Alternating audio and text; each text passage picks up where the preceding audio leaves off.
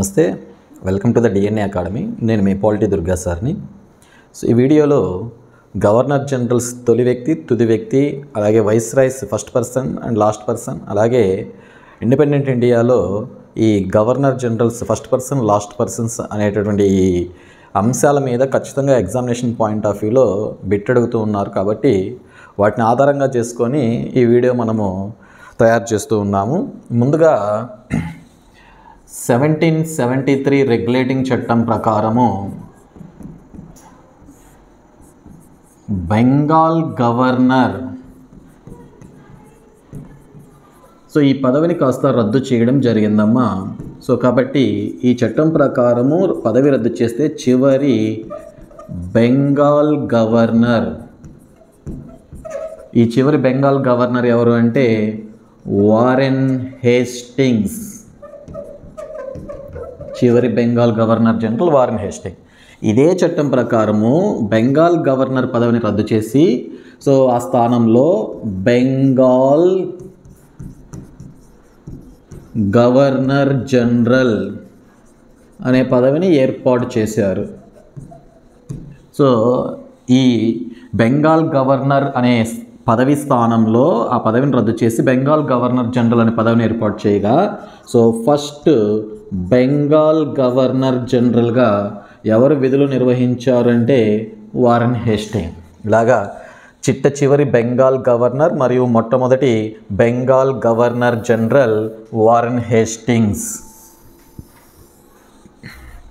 అలాగే ఈ Bengal governor general పదవిని మనం తీసుకున్నామంటే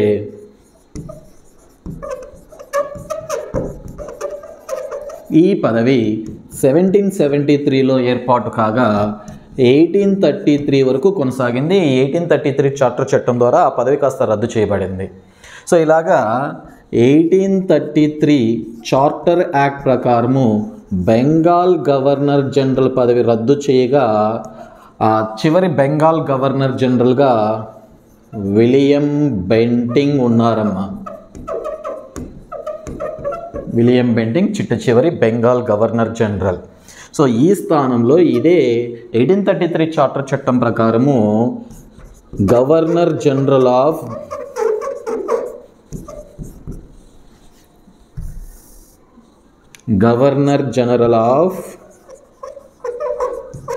ఇండియా అనే పదవిని ఏర్పాటు చేశారు. తెలుగులో దీన్ని భారత గవర్నర్ జనరల్ అంటారు. ఇంగ్లీష్లోనే చూసుకోండి, క్లారిటీగా ఉంటుంది. గవర్నర్ జనరల్ ఆఫ్ ఇండియా పదవిని ఏర్పాటు చేయగా ఫస్ట్ పర్సన్ ఇక్కడ ఎవరు నియమించబడ్డారంటే ఇదే విలియం బెంటింగ్ని, చివరి బెంగాల్ గవర్నర్ జనరల్ అయిన విలియం బెంటింగ్ని ఆ పదవి రద్దు చేసి నూతన పదవిని ఏర్పాటు చేస్తే మొదటి భారత గవర్నర్ జనరల్గా విలియం బెంటింగ్ని నియమించడం జరిగింది.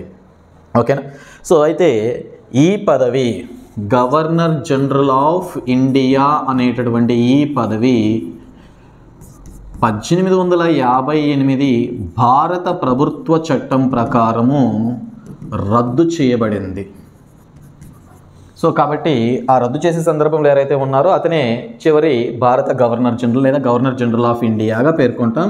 ఇలాగా చివరి గవర్నర్ జనరల్ ఆఫ్ ఇండియా ఎవరు అని అంటే లార్డ్ చార్లెస్ కానింగ్ బ్రిటన్ పాలనా కాలంలో చివరి గవర్నర్ జనరల్ ఆఫ్ ఇండియాగా పనిచేశారు. ఇదే 1858 భారత ప్రభుత్వ చట్టం ప్రకారము ఈ గవర్నర్ జనరల్ ఆఫ్ ఇండియా పదవిని కాస్త రద్దు చేసి ఆ స్థానంలో వైస్రాయ్ అనే పదవిని ఏర్పాటు చేశారు. ఆ చివరి గవర్నర్ జనరల్ ఆఫ్ ఇండియానే అనే చార్లెస్ కానింగ్ని తీసుకొచ్చి తొలి వైస్రాయ్గా కూడా నియమించారు. కాబట్టి మొట్టమొదటి భారత వైస్రాయ్ ఎవరు అంటే లార్డ్ చార్లెస్ కానింగ్. ఇక్కడ మీరు జాగ్రత్తగా చివరి గవర్నర్ జనరల్ ఆఫ్ ఇండియా అంటే ఇది స్వాతంత్రానికి పూర్వము అని అడిగితే ఆన్సర్ అవుతుంది, జాగ్రత్తగా గుర్తుపెట్టుకోండి. లేదా ఆంగ్లేయుల పాలనా కాలంలో చివరి గవర్నర్ జనరల్ ఆఫ్ ఇండియా ఎవరంటే మనకి లార్డ్ చార్లెస్ కానింగ్ అనే ఆన్సర్ రావాలి. మొదటి వైస్రాయ్ ఎవరంటే లార్డ్ చార్లెస్ కానింగ్ అని రావాలి. ఆ తర్వాత ఈ వైస్రాయ్ పదవి ఎప్పటి వరకు కొనసాగిందంటే భారతదేశానికి స్వాతంత్రం వచ్చేంత వరకు 1947 ఆగస్టు 15 వరకు కొనసాగింది. ఈ స్వతంత్రం వచ్చిన ఆ స్వతంత్ర చట్టం ప్రకారము తిరిగి భారత గవర్నర్ జనరల్ అనే పదవిని ఏర్పాటు చేశారు. బట్ తెలుగులో కన్నా ఇంగ్లీష్లో మీరు చూసుకోండి, జాగ్రత్తగా అర్థమవుతుంది, క్లారిటీగా, కన్ఫ్యూజ్ అనేది లేకుండా. So governor general of India అనే పదవిని ఏర్పాటు చేశారు. ఈ గవర్నర్ జనరల్ ఆఫ్ ఇండియా అనే ఈ పదవి స్వతంత్ర భారతదేశంలో స్వతంత్ర చట్టం ప్రకారం ఏర్పాటు చేయగా ఆ ఫస్ట్ పర్సన్ ఎవరు నియమించబడ్డారు అని అంటే మౌంట్ బాటన్. స్వతంత్ర భారతదేశంలో first governor general of India Mountbatten. అంటే వైస్రాయ్ పదవిని రద్దు చేశారు ఈ చట్టం ప్రకారం అంటే చివరి వైస్రాయ్ మౌంట్ బాటన్. చివరి వైస్రాయ్ స్వతంత్రం వచ్చేటప్పటికి 1947 భారతదేశానికి స్వతంత్రం వచ్చే నాటికి భారత వైస్రాయ్గా మౌంట్ బాటన్ ఉన్నాడు.